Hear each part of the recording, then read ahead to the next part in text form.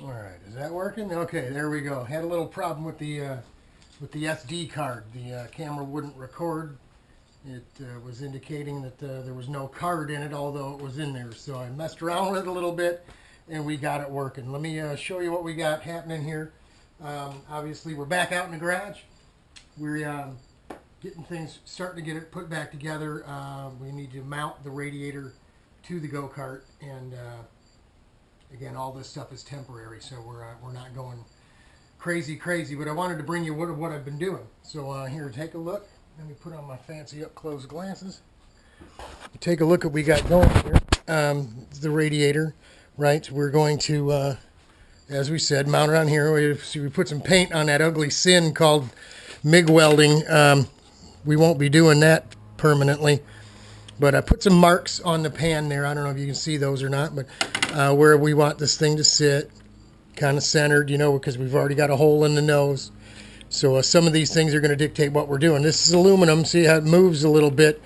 We're going to have to tie it in, put a bolt or something through, or rivet or something through here to hold it together. Because once it's attached to the nose, it's good and stout. So it won't be bouncing and moving. So what we want to do is basically temporarily mount it to this foot tray, right? And we'll determine how we're going to hold it down, whether we're going to use some rubber poles, some heavy O-rings, you know, with the hooks or something, or we'll use big zip ties. But what we're going to do is we had to find a way to keep it from moving side to side on the cart or even getting out of there. So what I did is I come up with this little idea, use some material here to make templates, and we took a template off the bottom of the radiator, you know, and because we got angles here and here, if we make a little retainer, we can lock this thing down. So what we did is we made a template, we transferred it to the aluminum, we cut it out and trimmed it all out, and I put some of this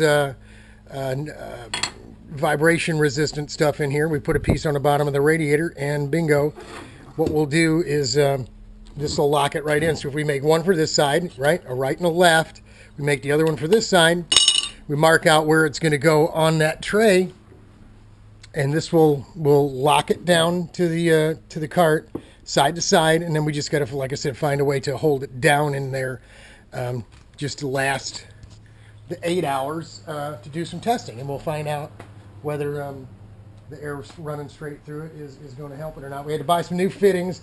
We had a 90 fitting in the top up here with the radiator angled back, you know. It was, so we epoxy those in just to make sure they don't leak.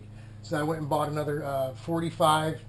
I freaked out because it's not the same as the it doesn't look the same. So I'm, one going to go on the bottom where you can't see it, one on the top. Hey, I'm sorry, man, that's just how I am, right? But we're working on it. We make these little retainers here. We'll pop rivet those to the pan. We'll use a like a gasket cutter, something that cuts holes, you know, a sharpened socket or something, after we drill a hole in the aluminum to where it's going to mount on there, and then we'll remove this stuff here. This is some really, really cool stuff. My brother Rich got this from a place he worked at. One of the technicians there hooked him up with this stuff. It's actually spray-on bed liner material, this vibration eliminator, and it's got Scotch brand sticky adhesive on the back.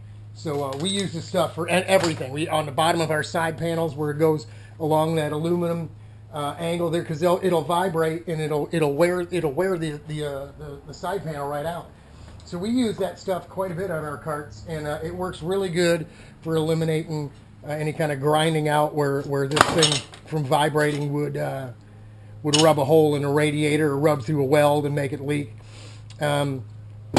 So by cutting a circle in here to cover the rivet head, that'll have almost like a countersink type of thing, but we're just burying it in this stuff here, and then we'll go ahead and put another piece along the bottom just to make sure nothing's going to touch. But that's where we're at. Make a little template, a little pattern, transfer it to the aluminum, cut the aluminum out, little sanding and filing on that. Go ahead and put the brakes in it. We'll go ahead and laid a piece of this stuff in here and you know, cut it out and then fit it in, and we warm it up with the old pencil torch. We'll warm it up to make it real pliable, because it is kind of, I mean, it moves pretty good, but it moves even better once it's warmed up, and it helps it stick really good. So that's where we're at. When we come back, I'll show you how we mounted these little retainers on here, and got them riveted in, you know, one on each side, and that'll hold her down. And then we got to come up with some way of holding it down. Maybe we'll make another little retainer type piece, say for the top of here or something, with some kind of catch on it or something, right? Obviously it's going to go on this side, but you get the idea, right? With I don't know, maybe a little hook in it, right? And we can use rubber O-rings and just to hold it down, temporary, right? We're not going to go 10/10 building something all crazy just to tear it all off after an 8-hour day. So there you go. I mean, the box itself, I got a piece of glass over here, old window glass. We'll lay some fiberglass right on it and get us a big sheet of a big piece of flat stock, and we'll cut, you know, and we'll make templates, fit it inside the nose, and then goob it together, and it'll just be, it ain't gonna be pretty, but no one's gonna see it anyway. And if it works cool, then we'll go ahead and form something afterwards.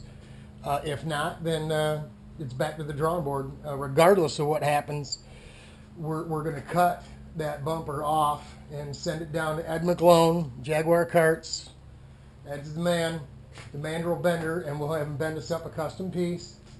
We'll weld the nuts back in the end for the Heim joints, you know, and we might even put Heim joints down here on the bottom, so the whole thing is rocking and rolling on Heims. That's how we did it on a cart that we built ourselves, our own chassis, and I liked it.